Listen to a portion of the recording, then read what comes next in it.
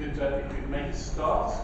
Welcome to this camp meeting. Item 1 is the usual item, members' code of conduct, declarations of interest. Can I ask if any cabinet members wish to declare any interest? No? Okay, that's fine. Item 2 are the minutes from the last meeting. Can we agree that I'll sign those minutes? Agreed?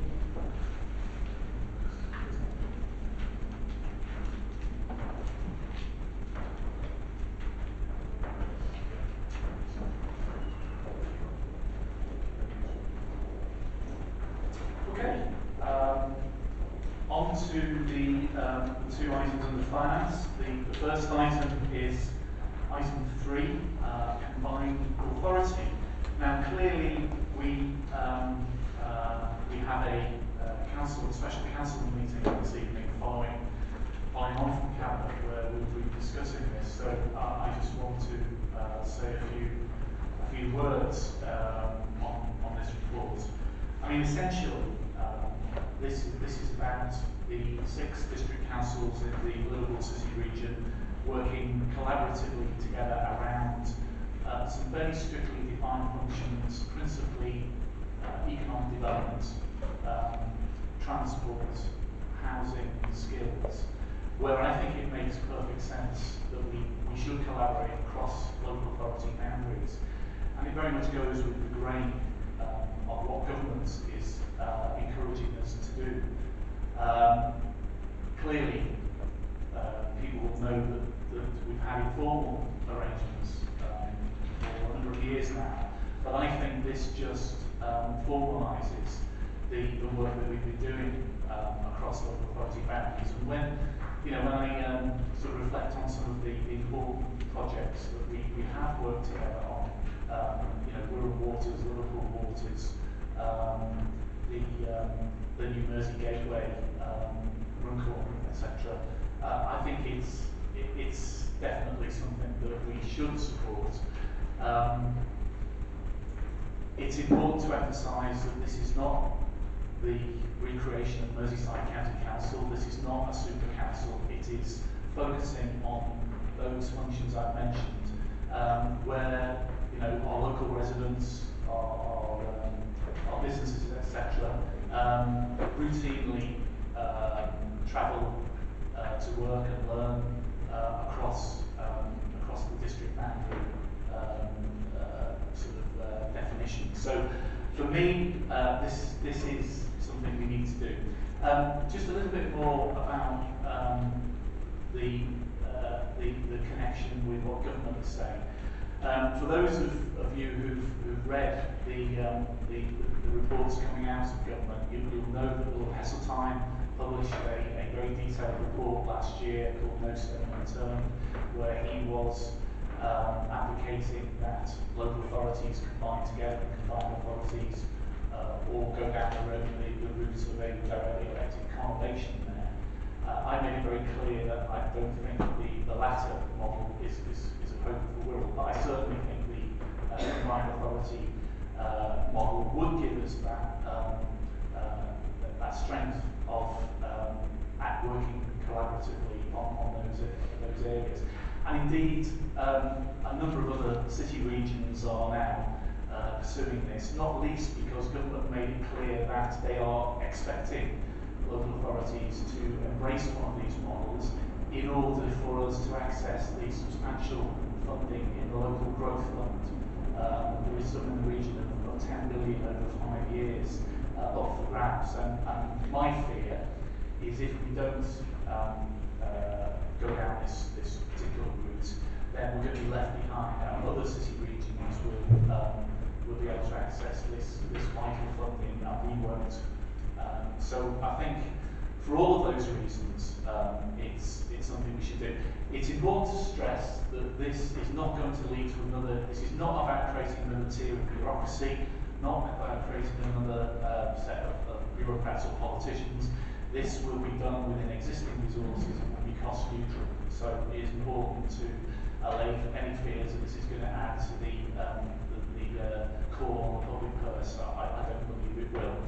Okay, so I think, I'll say a lot more at the full council meeting, but I think for all those reasons, I'm proposing that we support this recommendation. As final thing to say is there is a fairly strict legal process that you have to go through. It starts with each of the 6 councils supporting the proposal. That's been done on the back of a fairly wide-ranging consultation, which has been pretty convincingly supportive of the combined authority. That needs to go into government by the end of September, and then it goes into sort of parliamentary process. And if the Secretary of State agrees with our proposal, then there'll be a further more sort of robust consultation process, probably towards the end of this calendar year. The aim is to have the combined authority in place for April of next year.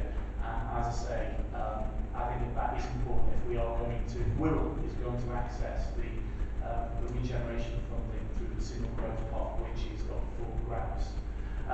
So I think with all those comments, as I say, I'll speak more detail later on. But for all those reasons, I'm going to propose that we accept this report and we agree these recommendations, and we'll then forward the recommendations to Council tonight, and I'll be asking Council to also support this. So can I just ask Cabinet, or can we agree those recommendations? Agreed. Okay, thank you very much. Okay, so that takes us on now to item 4, which is the financial monitoring report for month 3. Again, just want to say a few words about this. I think first of all, it's really positive to see that we've got another underspend position at month 3 of 267,000. I can't help contrasting that with the £17 million overspend that we found ourselves having to go from when we did over last May. So I think that in May 2012. So I think, compared to a year ago, I think we've made enormous progress, and I think the strength of the council's finances is something that we should certainly sort of celebrate and make note of. So I think that's definitely good news. I think it makes sense to continue, given the savings that we need to look at next year, and the importance of making sure that the savings we agree for this year are delivered. I think it makes good sense to continue with the spending freeze, which is item B in the recommendations. And also, I think the measures that have been taken to deal with budgetary issues from this year, which are set out in more detail in Annex 12 of this report, I think are sensible. And also the final recommendation on the revenue report is the proposal to deal with the street cleansing savings option as set out using the efficiency investment fund, which will be paid back over a 4-year period.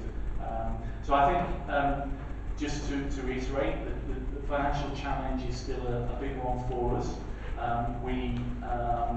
We've got a big savings target to meet next year. We are out to consultation with the Chief Executive's budget options, and I'm certainly as leader, and I know the Cabinet are looking forward to hearing what the public is saying. I'm pleased that the initial indications are that there's a fantastic response to the consultation on the budget options, which is good, and we'll obviously take that into account before we finalise our budget proposals in December.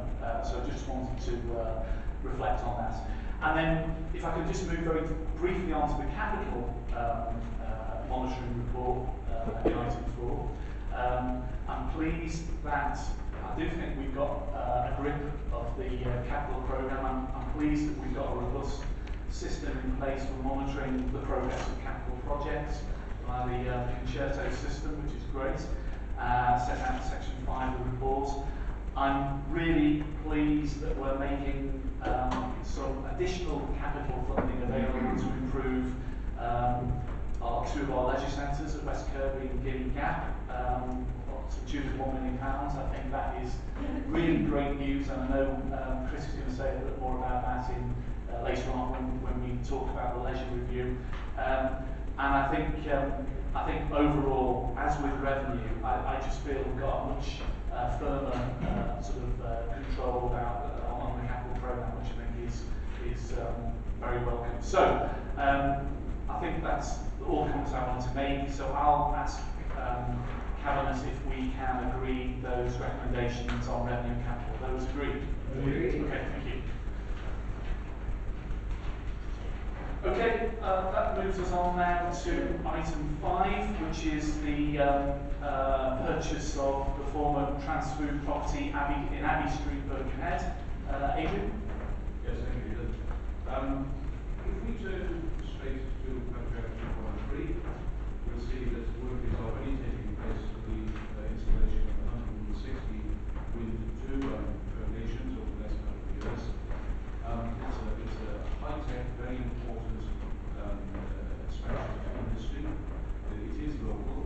It provides jobs which are not of the low-paid kind, jobs of skilled engineering jobs, and it's extremely important, I think, that we take this very seriously. By the way, for those who are interested, wind to more means the wind from the sea. And if we turn to 3.6, we'll see that the idea is that this is intended to be a kickstart in the property market. Our officers have identified an opportunity to develop the business accommodation to the sector, and we'll be using regional growth fund money and other grants to do it. And this is, of course, in line with the cabinet decision already made in March.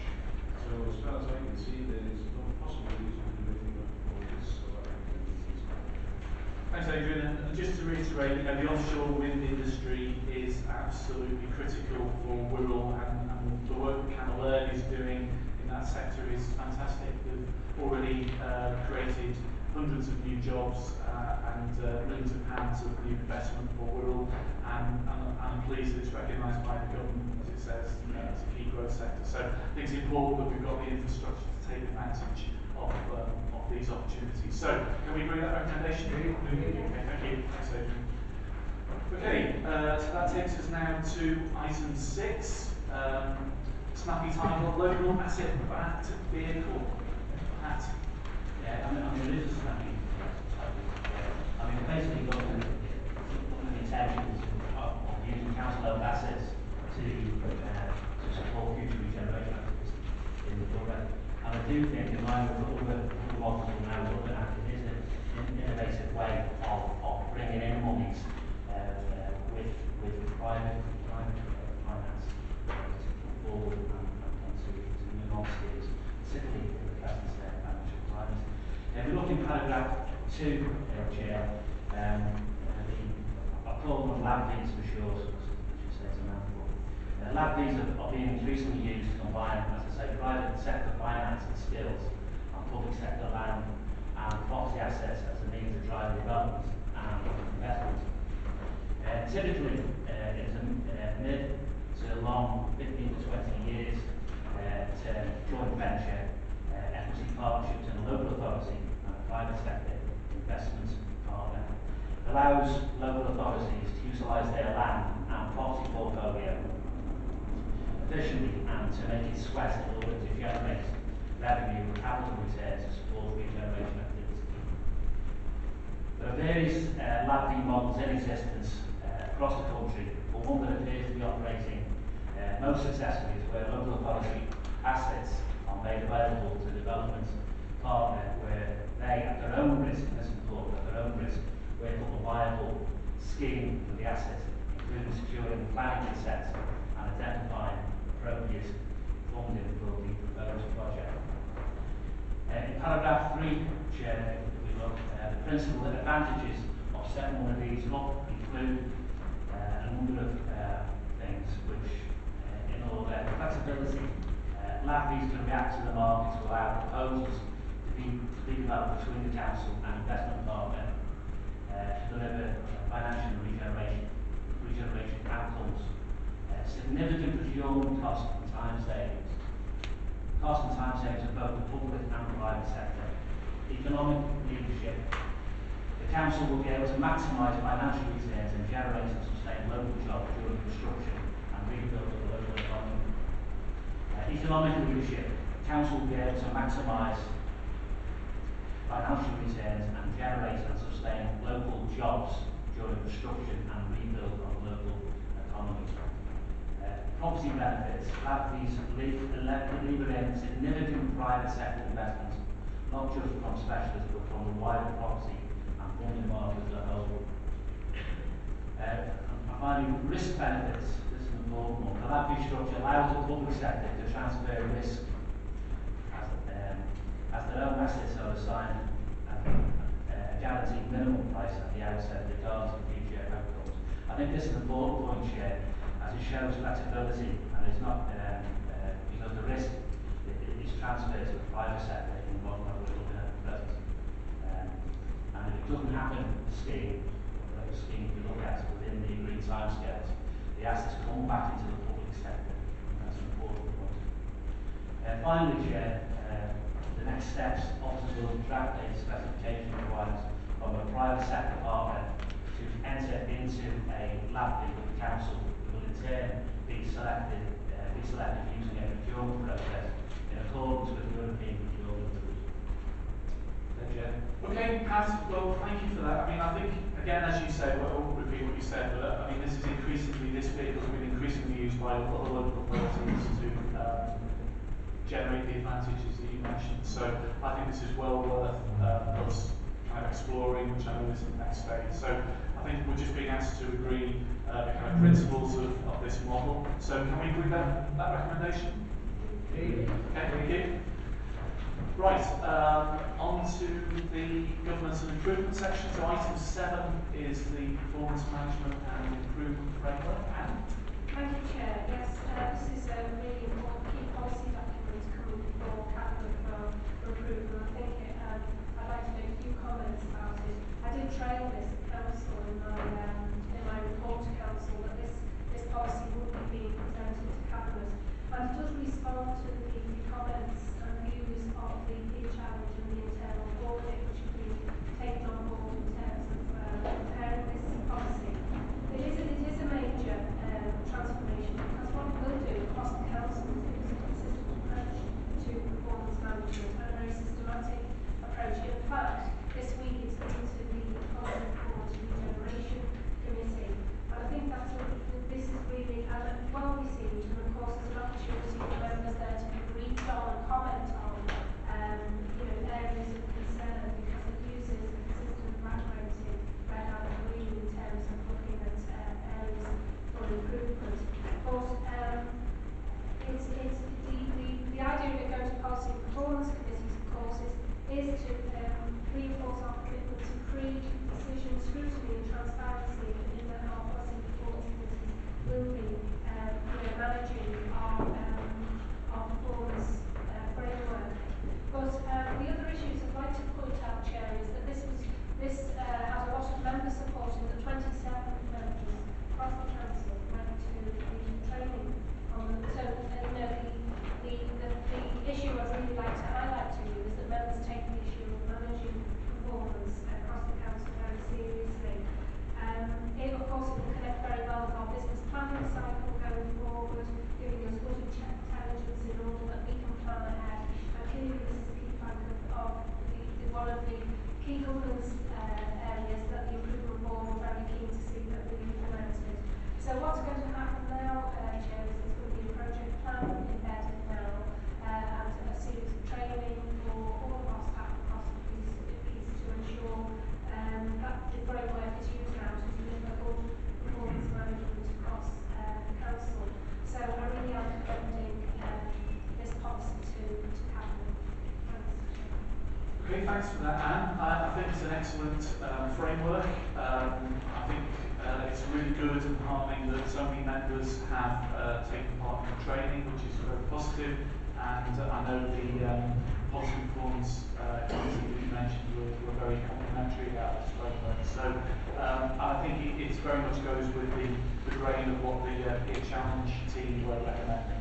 So I'm happy to support you, Anne, in asking Cabinet to approve this policy. Is that agreed? Agreed. Thank you very much.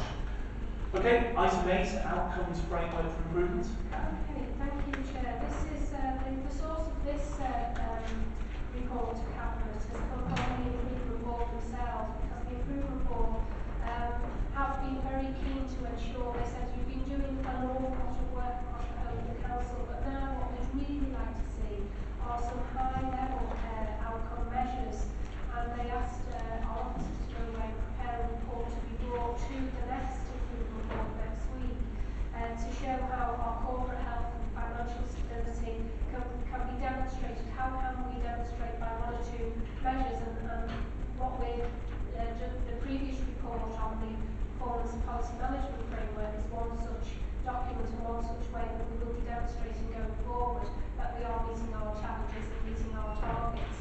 So this is a report which really is passing through Cabinet on its way to the Improvement Board, and I would ask that we agree. Thank you. Okay, again, I think this is a welcome report. I think it does respond to the sort of challenge that the Improvement Board gave us to identify some high-level outcomes by which we can measure our improvement journey. So again, happy to recommend that we agree those recommendations. Is that agreed? Agreed. Okay, thank you. And item 9, Anne, key messages from the Improvement Board. Yes, well, thank you, Chair. This is a report that Cabinet to note. As you can see what the business of the last Improvement Board in September was. As I've just said, what they want us to focus on now is to give them some evidence, genuine assurance about the progress we're making going forward. And in those 3 particular areas about efficiency around our budget and financial stability, corporate health and culture, and governance and assurance. And governance and assurance really will be assisted by the policy performance framework that Cabinet have just agreed. So going forward, what the Improvement Board is brought to them is they want us to bring to them some understanding of our success measures, and that's the previous report that you agreed will assist in that process. So and that's been Cabinet to bring action. Okay. So I think we're just being asked to sort of note those key messages from the last Improvement Board meetings. We note those? Okay. Wonderful, thank you very much. Which takes us now on to health and wellbeing, and this is a really important item 10, which is the strategic review of leisure. Chris. The report provides the main findings arising from the recent review of our leisure services, and the scope of the review covered all leisure centres, including the tennis centre and West Abbey Marine Way, sports development team, beach lifeguarding service, and all the golf courses run by the council. The review was undertaken in the context of a very challenging financial environment and the requirement from the council's corporate plan to make sure that our leisure offer is fit for purpose and is delivering the best value for money possible. It's also important to remember that leisure services is one of the council's 8 transformation projects, which has 3 aims of ensuring leisure services are delivered through an efficient and effective service model in line with corporate priorities. The leisure provision will operate on a considerable reduced financial overlay, and the leisure offer will meet the current and future requirements of the rural community in a sustainable and viable way. The report considers a number of options in relation to how leisure might be provided in the future in Wirral. It makes a number of recommendations and details an implementation plan. And the key findings are: operating subsidy levels are high across the leisure centres, with staff cost ratios performing in the bottom quartile, with the exception of the tennis centre. Income levels are not performing well, which is impacting on the levels of subsidy the council is providing. The Invigorate membership package has a generous concessionary pricing structure, which allows open use of our facilities. This is leading to high levels of usage at peak times,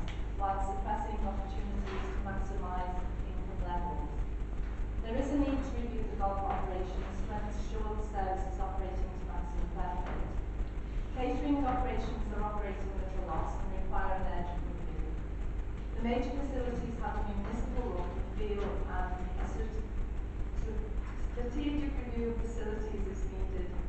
There is an opportunity to review the provision of on-beach lifeguarding zones also. The possible operating options are in-house, which is to improve efficiency and drive down costs through a rigorous transformation programme.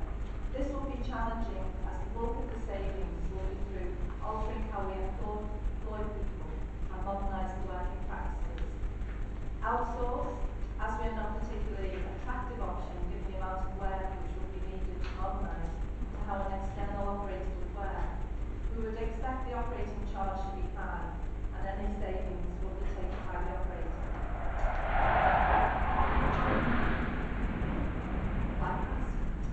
New delivery model, example a trust arrangement.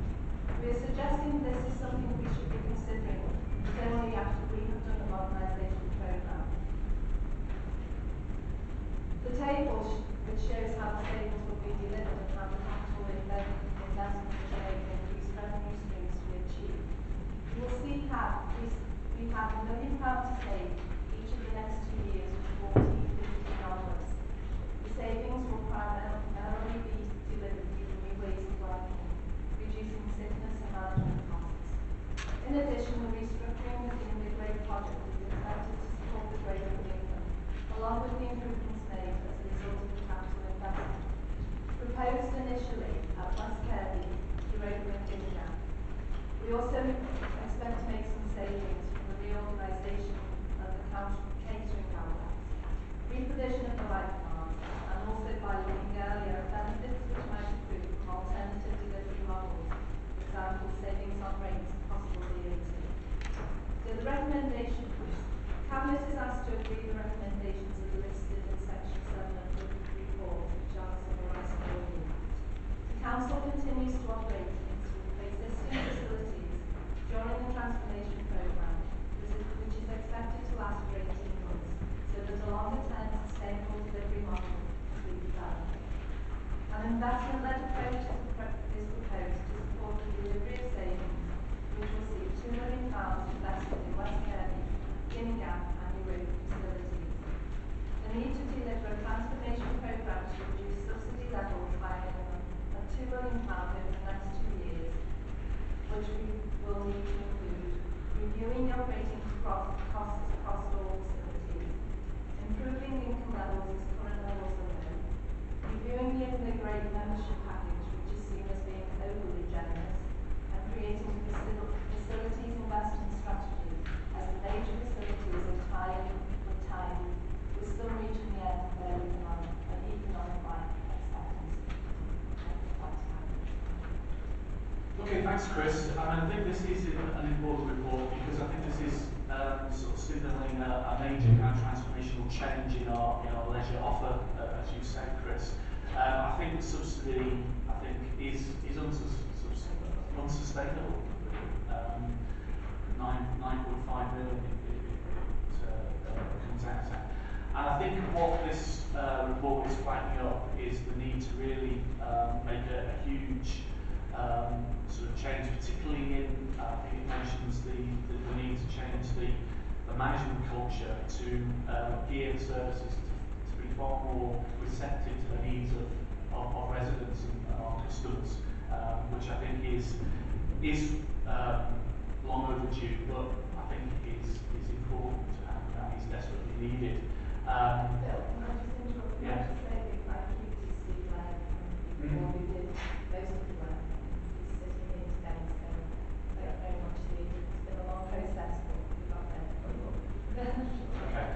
I think the other thing, just to emphasise, is we need to make this transformation change, but I think it's important just to underline the key principles that we would still adhere to around protecting the vulnerable people, which is a key part of our corporate plan, maintaining affordable prices, and no planned closures, and actually investing in some of our key facilities, which I think is great news. So for me, this is a kind of landmark report, I'm sure that we'll send the message out that Cabinet and the administration is fully behind the team that are taking this action plan forward. Again, Chris, I'd like to sort of thank Steve and Claire and the team that have been working hard on this. But I think we need to get on now with delivering this action plan. So happy to support you, Chris, in moving those recommendations. Are they agreed? Agreed. Okay, thank you very much. Okay, so that takes us on now to item 11, which is fees for residential and nursing home care. Before we get into the discussion about this, I've been asked if I'll allow Mr. Stebbings from Rural Carers Association to address the Cabinet. I'm happy to do that. Are you Stebbings? Okay, would you like to come forward? Yes.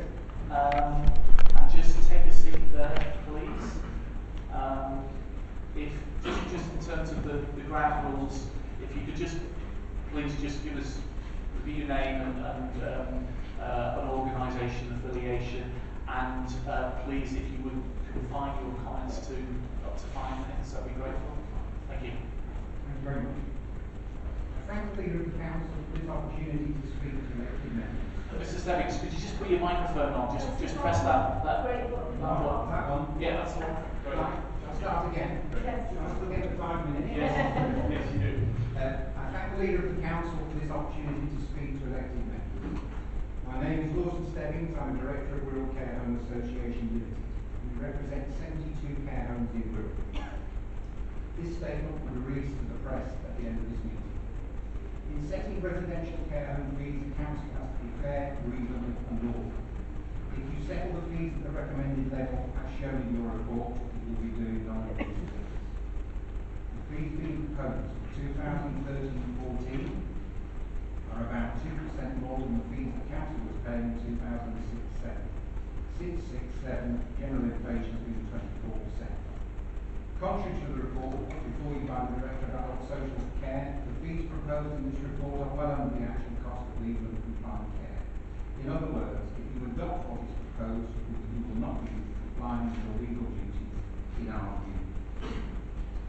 During the consultation process, the Wirral Care Home Association pointed out to Council officers several fundamental errors in the way in which the Council officers calculate the fees. Even though these errors were pointed out, the officers would not corrected them. Let me explain some of them to you. For example, VAT. Our care homes have to pay VAT. We cannot reclaim it unlike other businesses.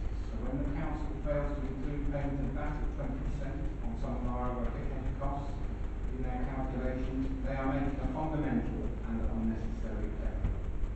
We have told them of this error. The officers have done nothing to correct it. Another example, on the question of accounting fees paid by care home businesses, the Council did not establish the true cost of providing the service, but took a headline price from a website that said complete accountancy packages for £95 a month plus VAT. That's £114 a month. Notwithstanding that outsourcing care home accounts is not a feasible way to run a business, the officers did not bother to check what the cost would be for a 37-bed home, the size chosen by the Council for the model. We did. With the same company that Council took their headline price from. The actual cost of accountancy for such a home was £888 a month, not £114. When calculating what they thought was a fair cost of care, the officers allowed no expenditure on items such as marketing, dealing with banks, credit control, cash control, accounting and payment queries, management of buildings, strategic and tactical planning, and many other general management tasks. There is no cost included. Any business will tell you that these tasks are everyday necessary items. There are many other provably wrong assumptions and errors. My association's view that the entire consultation process and calculation of care home fees is seriously and fundamentally flawed. By deliberately underestimating the cost of care, you will in effect be defrauding care providers and requiring others to subsidise what you should be paying for. You will be wrongly and inappropriately putting businesses and the care of vulnerable lives at risk. One fair and reasonable way to establish the correct fees is for the Council and Wirral Care Home Association to jointly commission land use on industry experts to arrive at a set of fair and reasonable fees. If the Cabinet votes these fees through this afternoon, Wirral Care Home Association will continue to take advice on the legal challenge and legal redress open to it on behalf of its members. This legal redress will not be in the form of a judicial review. With the clear evidence that the Council has not been fair, reasonable or lawful, the actions being considered and advised upon, raising seriousness from a complaint of maladministration through misfeasance in public office to the criminal offence of misconduct in public office. The Crown Prosecution Service say the offence of misconduct in public office is committed when a public officer acting as such wilfully neglects to perform his duty and or wilfully misconducts himself to such a degree as to amount to an abuse of the public's trust in the office holder without reasonable excuse or justification. I have copies of the documents that give more background to these errors and amplify the issues as we regard to misconduct in public office. We think deliberate miscalculation of the cost of care, with the Council failing to account properly for items such as that, notwithstanding the errors being pointed out, and goes beyond maladministration. Such a state of affairs will be appalling in isolation, but when it affects the care of the most vulnerable in society, it is frankly reprehensible. I urge you to have your officers correct their errors and to recalculate the fair cost of care for women. As always, directors of WCA will be available to meet council representatives to discuss how matter further explain. Okay, thank you, Mr. Stebbings, and thank you for keeping within the 5 minutes. Grateful to you.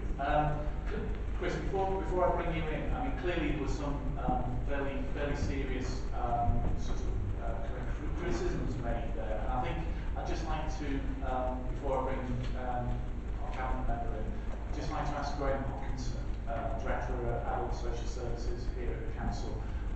Graham, if you could please just respond to some of those issues, just for the benefit of cabinet and the audience, I'd be grateful. Thank you. Stebbings has raised a number of issues there in relation to the consultation process. What I can say is that we went through a detailed consultation process for a number of months, so to raise those issues at Cabinet is not particularly helpful. I would expect issues to be raised through the consultation process with clarity. Having said that, all of the issues that have been raised through consultation, I've had reassurance from key officers involved in this that they have been dealt with and responded to. The duty on the Council is to listen to views in relation to actual costs and to make a reasonable calculation and respond to say what actually the Council thinks about those things. There is no requirement for us to take on board the language use model as suggested. The language use model was developed by the sector and is a model that's very heavily predicated on high profits. And you will recall from when I came here in 2012, 2013, in terms of calculations back then, that we certainly challenged some of the elements of the model in terms of actual costs, and that's still the case. Very happy to share all of our calculations with the sector. We're happy to be entirely open and transparent in that respect. We have also received comments from a group of 5 care homes in addition to Mr. Lawson's presentation. So what I would suggest is that I reply to Mr. Stebbings in writing to the issues he's raised. So I will be in touch to put those issues in writing to him also. I'm confident that the information that we put together for Cabinet allows Cabinet to make a decision with confidence that we have developed the actual costs, we have looked at actual costs in terms of developing the model, and we have a robust base for withstanding any of the challenge. Thanks, Graham, for that response. Okay, I'm going to ask Councillor Chris Jones, Cabinet Member, to say a few words. Chris. Thank you, Chair. I don't think I need to add very much more to what Graham's already said. One thing that wasn't in the report was the comparison with areas surrounding us. And I've got a table here which actually looks at us. In, for instance, the area of nursing home fees, we've picked that to 12 in the table. Residential, the third, looking at areas like Manchester, build, the model, the efficient building model was very carefully, I think, thought out. And I'm sorry that the owners of the care homes feel that we're not being paid. But this does represent to the council £276,000 more than you were paying this year. So I'm comfortably reassure some of the points, reassure some of the points that the care owners are making. And I recommend the Cabinet use the implementation of the final proposal as set out in paragraph 2.5. Okay, thanks, Chris. Well, I mean, I think we've had the presentation from Mr. Stebbings on behalf of the Care Home Association. We've had the director's response. We've had the cabinet member.